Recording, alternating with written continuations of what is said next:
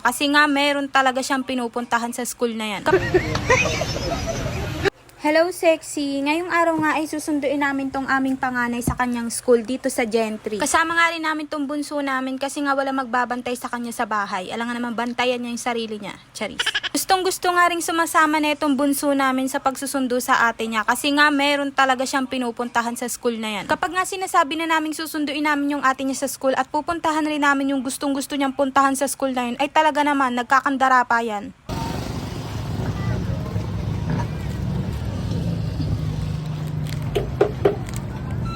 Bumili na nga rin ako ng Fita biscuit para nga ibigay doon sa sinasadya talaga na itong bunso ko sa paaralan ng ate niya. Tapos bumili na nga rin sila ng tinapay, baka ibibigay niya rin siguro doon. Tuwan-tuwa nga talaga itong bunso namin pag napunta nga kami dito sa school ng ate niya. Kaya nga mula nun ay bumibili talaga ako ng biscuit. At eto na nga yung dahilan kung bakit tuwan-tuwa itong bunso ko na napunta siya dito sa school ng ate niya. At bilang magulang nga ay natutuwa talaga kaming makita siyang ganyan. Pinabuksan niya nga agad sa akin itong biscuit para nga ibigay na dyan sa dahilan kung bakit tuwan-tuwa yung napunta sa school ng ate niya. Maya-maya nga lang din ay naglalabasan na talaga ang mga isda. Opo, tama kayo, isda nga yung nakikita nyo at ayan nga ang dahilan kung bakit tuwang-tuwa tong bata na to at nawiwili talagang sumama sa amin pag nagsusundo sa ate niya. Abay, napakarami talagang isda at nakakatuwa nga talaga silang pakainin. Nakakatuwa nga talaga para sa mga bata tong mga isda na to at nawiwili talaga silang pagmasdan yung mga yan. Kaya naman sana ay maalagaan talaga sila kahit dyan lang sila nakatira. Sana ay ang ipakain sa kanila ay yung mga hindi nakakasama sa kanila. At mukha ngang napakarami na talagang naninirahang isda dito kasi nga pag naghagis ka ng biskwit ay nag-aagawan talaga sila.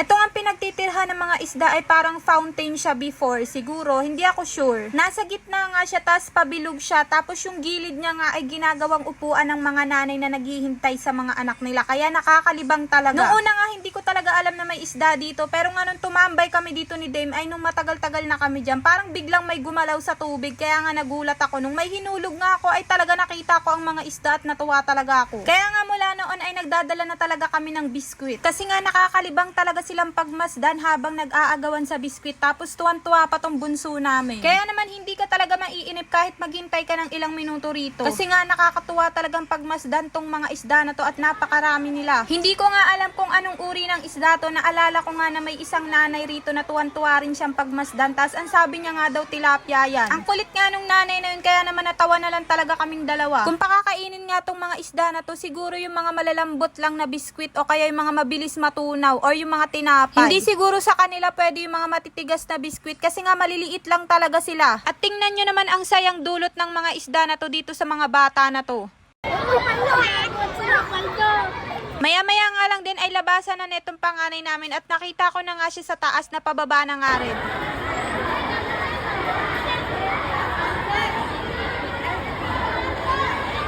Napakabilis nga talaga ng panahon. Dati nga ay kasama niya pa ako sa loob ng room habang nagko-color-color siya.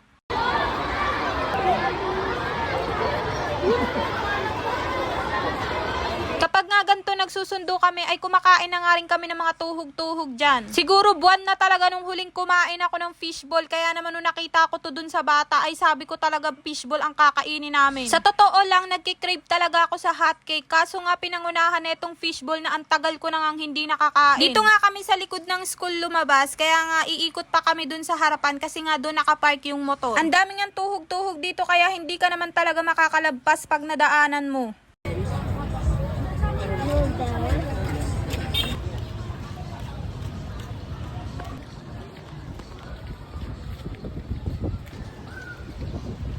Uuwi na nga rin kami kasi busog na kami. May playground nga malapit dito kaso nga may mood swing yung nagbabantay. Nasa mood lang kung kailan niya bubuksan. Charis. Andito na nga rin kami sa bahay kaya nga hanggang dito na lang. Medyo mahaba nga tong video kaya pasensya na kayo. Salamat!